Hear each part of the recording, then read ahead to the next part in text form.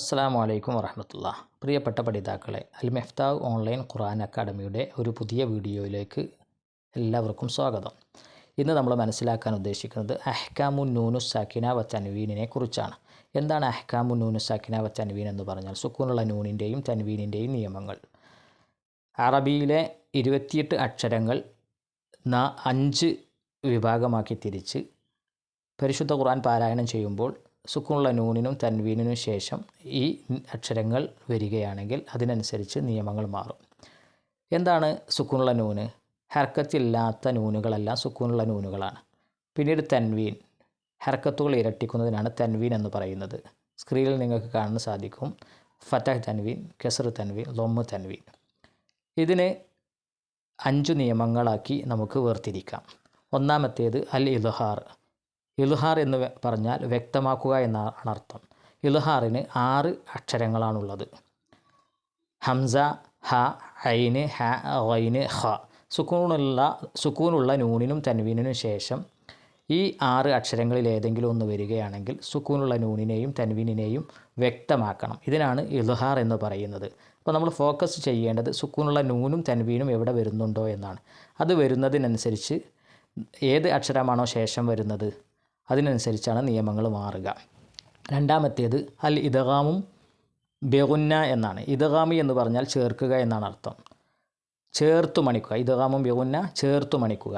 യാ ഓ, Nuno, മീമോ, വാവോ സുക്കൂണുള്ള നൂനിനും തൻവീനിനും ശേഷം വരികയാണെങ്കിൽ അതിനെ ചേർത്ത് മണിച്ച് പാരായണം ചെയ്യണം. ഉദാഹരണങ്ങൾ വഴിയെ വരുന്നുണ്ട്, അപ്പോൾ നമുക്കത് വ്യക്തമായി മനസ്സിലാകും. മൂന്നാമത്തേത് അൽ ഇദ്ഗാമും ബിലാഗുന്ന എന്നാണ്. ഇദ്ഗാം എന്ന് പറഞ്ഞാൽ നമ്മൾ പറഞ്ഞു ചേർക്കുക എന്നാണ്. ഇവിടെ ബിലാഗുന്നയാണ്. അപ്പോൾ മണിക്കാതെ ചേർത്ത് ഉച്ചരിക്കുകയാണ് വേണ്ടത്. അപ്പോൾ ലാമോ റാഓ അഥവാ 2 അക്ഷരങ്ങളാണ്. സുക്കൂണുള്ള നൂനിനും തൻവീനിനും ശേഷം ലാമോ റാഓ വരികയാണെങ്കിൽ മണിക്കാതെ ചേർത്ത് ഉച്ചരിക്കുകയാണ് വേണ്ടത്. പിന്നീട് നാലാമത്തേത് അൽ ഇഖ്ലാബാണ്. ഇഖ്ലാബിന് ഒരക്ഷരമേ ഉള്ളൂ, ബാ. സുക്കൂണുള്ള നൂനിനും തൻവീനിനും ശേഷം ബാ ആണ് വരുന്നതെങ്കിൽ സുക്കൂണുള്ള നൂനിനെയും തൻവീനിനെയും മീമാക്കി മാറ്റി മറിച്ച് ഉച്ചരിക്കണം. അതുകൊണ്ടാണ് ഇതിന് ഇഖ്ലാബ്, മാറ്റി മറിക്കുക എന്ന ഇത് വന്നത്.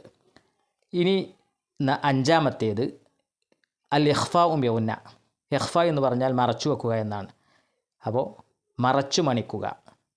ബാക്കി വരുന്ന 15 അക്ഷരങ്ങൾ സുക്കൂനുള്ള നൂനിനും തൻവീനിനും ശേഷം ഈ ബാക്കി വരുന്ന 15 അക്ഷരങ്ങളാണ് വരുന്നത് എങ്കിൽ അതിനെ മറച്ചു മണിച്ചുച്ചരിക്കുകയാണ് വേണ്ടത്.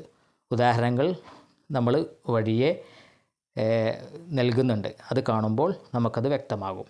ഇതാണ് 5 നിയമങ്ങൾ. അഹ്കാമുൻ നൂനു സാക്കിന വ തൻവീനിൻ്റെ 5 നിയമങ്ങൾ നമ്മൾ മനസ്സിലാക്കേണ്ടത്. ഇനി ചില ഉദാഹരണങ്ങൾ നമുക്ക് നോക്കാം. ഇൽഹാറിൻ്റെ 6 അക്ഷരങ്ങളുടെയും ഉദാഹരണങ്ങൾ ഒരു പദത്തിലും 2 പദത്തിലുമായിട്ടും അതുപോലെ തന്നെ സുക്കൂനുള്ള നൂനിനും തൻവീനുമായി ഇതിൽ ധാരാളം കൊടുത്തിട്ടുണ്ട്. ഉദാഹരണം എൻ ഔന. സുക്കൂനുള്ള നൂനിന് ശേഷം ഹംസ വന്നതുകൊണ്ട് സുക്കൂനുള്ള നൂനിനെ വ്യക്തമാക്കുന്നു. N Aouna. മൻ ആമന, കുല്ലുൻ ആമന.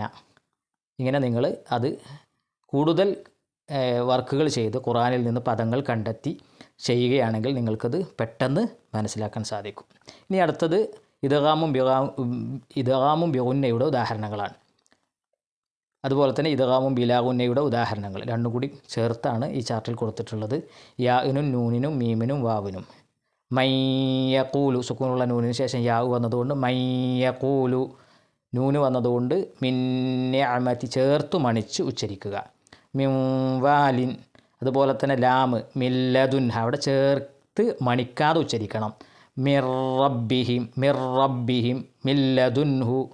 ഇങ്ങനെ ചേർത്ത് മണിക്കാതെ ഉച്ചരിക്കുന്നതിന് ഇദ്ഗാമും ബിലാഗുന്ന എന്നും ചേർത്ത് മണിച്ചുച്ചരിക്കുന്നതിന് ഇദ്ഗാമും ബിഗുന്ന എന്നും പറയുന്നു. ഉദാഹരണങ്ങൾ വ്യക്തമായി നിങ്ങൾ ശ്രദ്ധിക്കുക. ഇനി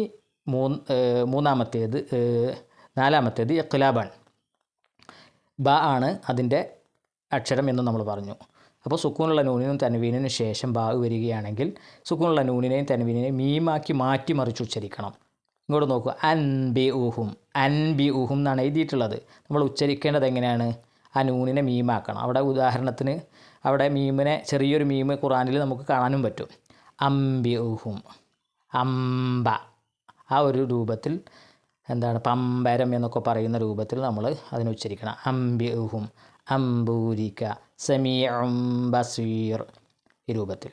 ഇനി ഇഖ്ഫാഇൻ്റെ ഉദാഹരണങ്ങളാണ്, ഇഖ്ഫാഉം ബിഗുന്നയുടെ ഉദാഹരണങ്ങളാണ് കൊടുത്തിട്ടുള്ളത്. ഇഖ്ഫ എന്ന് പറഞ്ഞാൽ മറച്ചു വെക്കുക എന്ന് നമ്മൾ പറഞ്ഞു. സുക്കൂനുള്ള നൂനിനും തൻവീനും ശേഷം ഈ 15 അക്ഷരങ്ങൾ വരികയാണെങ്കിലും അതിനെ മറച്ച് മണിച്ചു ഉച്ചരിക്കുകയാണ് വേണ്ടത്. അഥവാ സുക്കൂനുള്ള നൂനിൻ്റെ ശബ്ദത്തെ മറക്കുക. നമ്മുടെ വായയുടെ ഒഴിഞ്ഞ ഭാഗത്ത് നമ്മുടെ നാവ് നിൽക്കണം.